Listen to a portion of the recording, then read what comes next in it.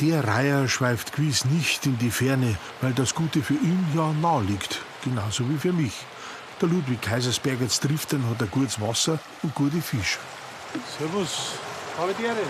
Ich möchte was ausprobieren und dazu brauche ich frischen Fisch. Also ein Saibling halt und so ein Forelle, eine rote, mit einem roten Fleisch. Lachsforelle. Was Exotisches bietet mir ein, aber doch borisch. Passt der? Ja, der passt.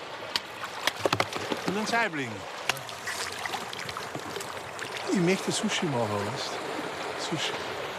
Habe ich noch nie gegessen. Roher Fisch kann ich mir nicht so vorstellen. Ne? Mein Lieblingsfisch ist der gebratene Forelle, Müllerinat. Da steht ein ganz junger Sauerampfer. Den nehme ich gleich mit heim. Mit den Fisch zum Sushi machen als Garnitur. Alle Zutaten sollen frisch aus der Gegend sein. Die Fisch sind's auf jeden Fall. Ja, da müssen wir halt jetzt die Filets kriegen. Und das geht eigentlich relativ einfach, aber man muss aufpassen, dass die Hauptgeräten praktisch ganz außer bringt. So schlimm ist es ja nicht, wenn ein bisschen Fleisch dran bleibt, weil das wird ein guter Fischfond. Sushi ist ja normalerweise roh, gell? Und ich möchte es nicht ganz roh haben, sondern bloß, dass es ein bisschen einfach gebeizt ist. Der trockene Dill, ja, da gibt schon was ab. Was ich jetzt noch mache, ein bisschen Honig. Man kann auch Zucker nehmen, aber ich habe den guten Honig da. Verläuft dann von selber mit der Zeit. Über Nacht reicht eigentlich schon. Dann mache ich das gleiche jetzt mit dem Saibling. Wirklich nur ein bisschen Salz braucht's und auch sonst von allem ganz wenig. Und glaubst du, dass das gut wird? 1-2 Tage sollen die Filets im Kühlen borzen. Obwohl es jetzt draußen oft noch saukalt ist, blüht's schon frühlingshaft und ich kann mir aus einem sauberen Quellbacherl eine frische Brunnengrässe holen. Die Brunngräs brauche ich als Ersatz für eine wichtige Sushi-Zutat, für den japanischen Meerrettich. Ja, man muss probieren, weil es gibt so ähnliche Pflanzen, die ist bitter. Aber das ist eindeutig. Scharf ist die. Richtig scharf. Ein bisschen weiter unten am Bach treibt's jetzt gerade um die Zeit den wilden Hopfen aus dem Boden. Das ist eine Erle, ein Irland. Und da, das schaut ganz nach Hopfen aus. Also jedenfalls ist der da ziemlich gut aufgewachsen. Da muss auch was im Boden drin sein. Da spitzt raus. Die jungen Sprossen sind eine Delikatesse. Am Licht werden sie grün, im Boden sind sie noch weiß. Da, das ist der Hopfenspargel. Hopfenspargelstecher, das braucht man sich nicht wünschen, dass man das wird. Da heißt, die Hopferbauern und der Verkaufern brauchen für 1 Kilo ungefähr 2 Stunden. Kilopreis wahrscheinlich über 100 €. Von den wilden Hopfensprossen und vom anderen Grünzeug brauche ich nur kleine Mengen für mein borisches Sushi. Da wird die Natur nicht ausgereibert. Genau. Ja, jetzt probiere ich das einfach einmal. Das geht. Statt Reis ein Dinkelreis. Das ist ja auch geschliffen und poliert wie der Reis, aber es ist halt heimisches Getreide. Und das ist ein Bulgur, das ist also Schrot, ein Weizenschrot. Das ist ein bisschen feiner, anders. Und das, glaube ich, kann man auch hernehmen. Aber ich bin gespannt, ob das dann die richtige Klebrigkeit kriegt. Aber irgendwie wird es schon gehen. Das halt das Sushi. Zum Würzen vom Reisersatz nimmt man ein bisschen Obstessig, Salz und Ein bisschen Zucker. der Weizen für den Bulgur und mein Dinkelreis stammen von einer nahen Biomühle und aus heimischem Anbau. Mit dem Dinkelreis da tue ich gar nicht weiter, weil das klebt überhaupt nicht dazu. Aber da mit dem Bulgur, das schaut schon viel besser aus. Ja, das hat jetzt schon eher was mit dem Sushi-Reis zum tun. Ja, es pappt auf jeden Fall zusammen. Essig, Salz und Zucker hätte man übrigens auch direkt mitkochen können. Aber was hält jetzt den Bulgur zusammen? Also Noriblatt ist tabu. Aber also kein Seetang, sondern etwas Einheimisches. Und da nehme ich jetzt einen Lauch her, weil der Lauch, der ist ziemlich fett. Und den kann man dann so schneiden, dass man da ein richtiges Blatt kriegt. Das ist zwar nicht so grün wie das Noriblatt, aber ist Kann funktionieren. Und dann haben wir noch einen Spinat, den kann man auch dann vielleicht ein bisschen plätten, also zusammenlegen und dann Blatt machen. Vielleicht gibt es dann auch ein Blatt, das man rollen kann. Aber das ist halt jetzt Experiment. Der Spinat soll nur ganz kurz ins heiße Wasser zum Blanchieren.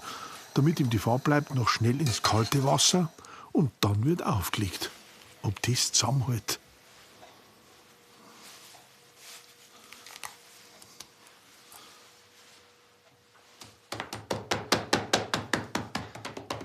Plattieren, sagen da die Köche zu dieser Technik. Die braucht's beim Lauch nicht, denn das Blatt ist ja schon platt. Da ist nämlich so eine schleimige Haut drüber und die kann man dann noch wegtun. Aber zart und empfindlich ist auch der blanchierte Lauch. Wenn er die Masse und alles andere, die Gurkenstreiferl und den Radi halten soll, fürchte ich, könnte er reißen. Den Meerrettich braucht man als Wasabi-Ersatz. Oh. Ja, der ist schon scharf, aber nicht so scharf wie der Wasabi. Oder Wasabi, sagen die Japaner, gell? Wir sagen Wasabi, aber ich glaube, richtig heißt Wasabi. Und dass das ein bisschen grün wird, weil der ist ja weiß, da tun wir dann ein bisschen Brungräs dazu. Die Brungräs bringt Farbe und noch ein bisschen Schärfe mit. Den Greh hat auch der Frankenwein gut geschmeckt. Immer noch zu dick. Der hat gleich mehrere Schluck aus dem Boxbeutel gebraucht. In puncto Schärfe kommt die Mixtur nicht ans Original heran, obwohl es es in sich hat. Oh. Die sticht bis ins Hirn. Schaut du fast aus wie ein Wasabi. Jetzt wird's gleich offenbar, ob sich die Streiferl und die Hopfensprossen, die auch roh gingen, aber besser mit ein bisschen Butter weich gemacht werden, schön eindrehen lassen.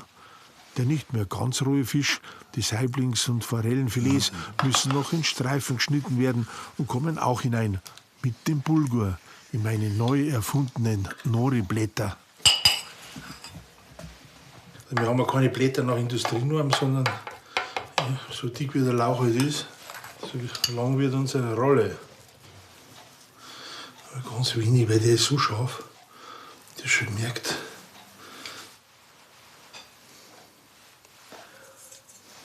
Hoffentlich bricht nix und reißt nix beim Eindrehen. Und hoffentlich pappt's und halt's am Ende zusammen.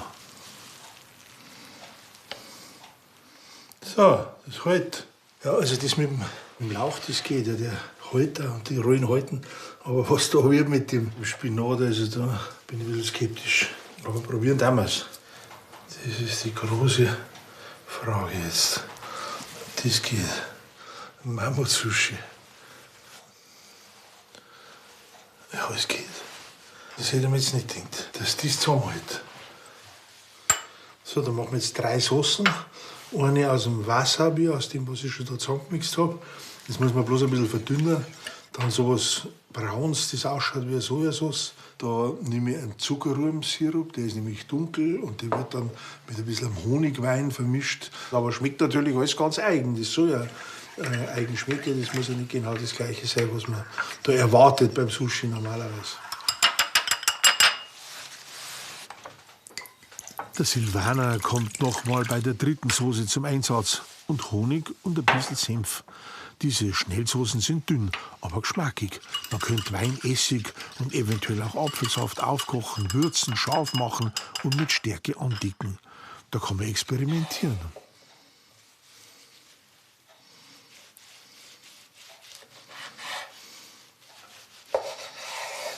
Also vom Ausschauen her sind die bohrischen Sushi Royal gelungen. Und ich kann verraten, die Mühe mit dem Hopfenspargel hat sich geschmacklich rentiert. Caro? Jetzt bin ich gespannt, was das Team, die Caro Heine und der Dieter Nothaft zu meinen Bavarian Rolls und meinen Soßeln aus dem fernen Osten Niederbayerns sagen. Die sind ausgespitzt. Und der Kameramann, der kocht selber gern. Und gut.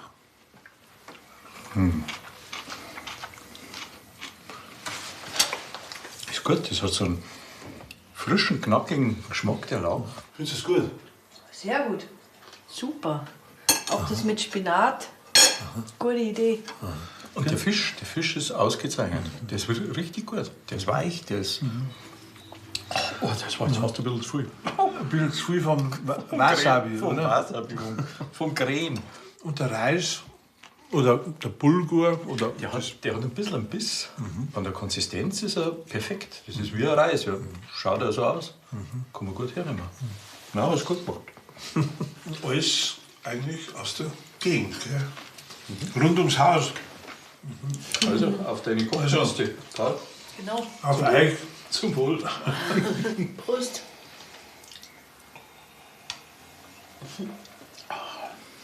Sehr gut.